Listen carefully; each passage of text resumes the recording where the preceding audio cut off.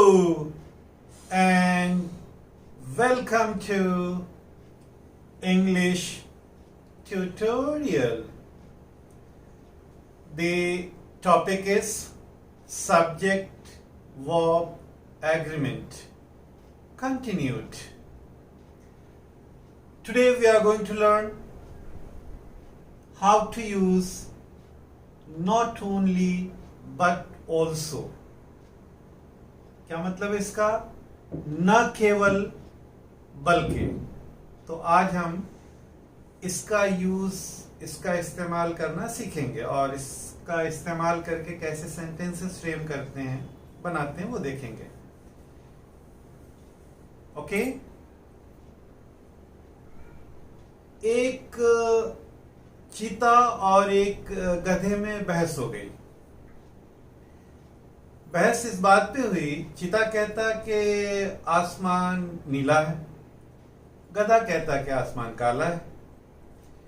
दोनों में तकरार इस हद तक बढ़ी कि दोनों फिर शेर के पास गए. जंगल के बादशाह शेर के पास गए. शेर ने फैसला सुनाया कि गलती चीते की है. चीता हैरान. चीते ने कहा कि हुजूर, आपको तो मालूम है कि आसमान नीला होता है, फिर भी आप फैसला मेरे खिलाफ दे रहे हैं. शेर ने कहा कि जी हाँ, मुझे मालूम है कि आसमान नीला होता है और ये बात आपकी सही है, मगर सजा आपको इस बात की मिल रही है कि आप गधे से बहस क्यों किया. आपने गधे से बहस की ही क्यों, इसलिए आपको सजा मिल रही है. Thank you.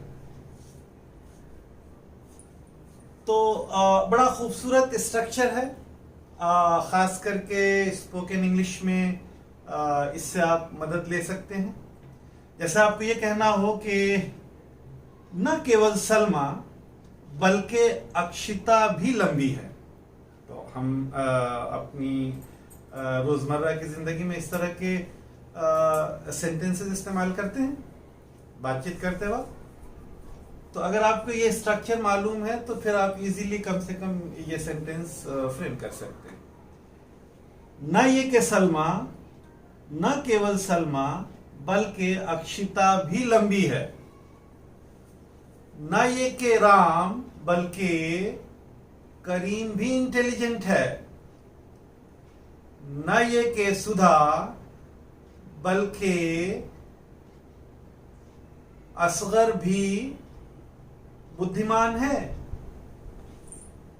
न ये कि गीता बल्कि महेश भी पढ़ने में अच्छा है. तो ये सारे सेंटेंसेस तो हम अपने डे टू डे लाइफ में इस्तेमाल करते हैं ना.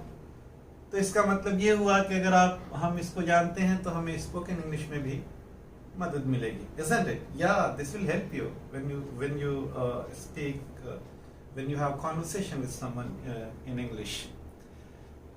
Alright, अब देखिए हमने यहाँ पे 3 सेंटेंसेस लिखे हैं. मैं आपको उसका मतलब बताता हूं. पहला है not only Salma but also Akshita is tall. What we are going to learn here about the verb. See,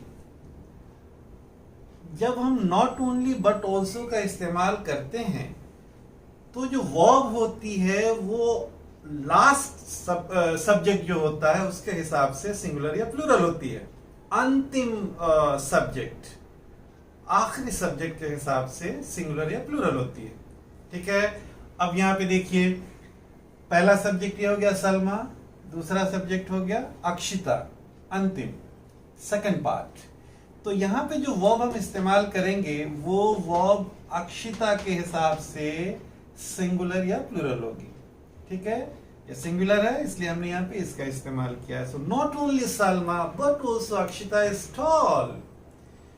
न केवल सलमा, न ये कि सिर्फ सलमा बल्कि अक्षिता भी लंबी है. दूसरा देखें,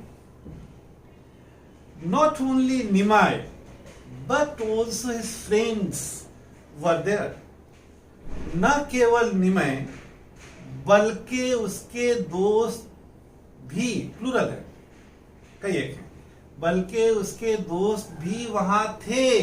मैंने क्या कहा आपको शुरू में मैंने आपको ये कहा कि सेकंड पार्ट देखते हैं, अंतिम सब्जेक्ट, अंतिम कर्ता, आखिर वाला, दूसरा। तो यहां पे देखिए पहला सब्जेक्ट क्या निमय है, दूसरा क्या है हिज फ्रेंड्स।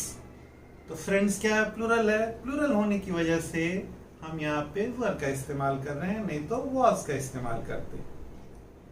ठीक है, वॉज का इस्तेमाल नहीं कर रहे हैं।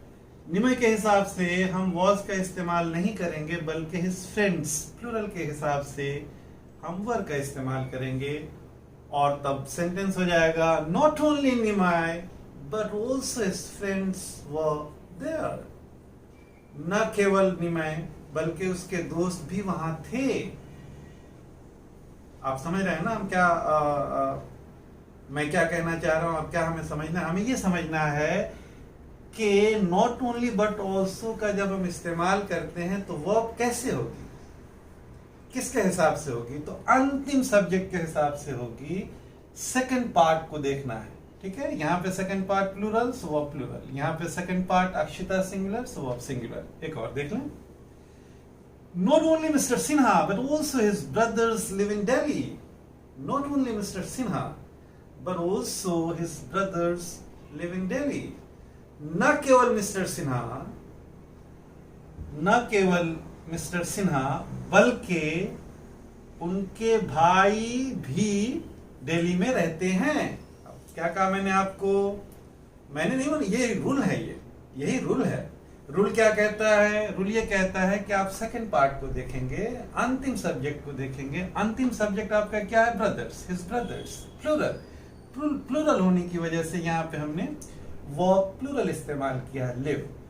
वर्ब अपनी प्लेन फॉर्म में प्लूरल होती है, इसको जरूरत पड़ती है तो हम सिंगुलर एसईआईएस बना के, एसईआईएस लगा करके उसको सिंगुलर बनाते हैं, जैसा कि हम सिंपल प्रेजेंट टेंस में करते हैं। He goes, right, he goes, ES लगा करके उसको सिंगुलर बनाते हैं। तो ये प्लूरल हो गया।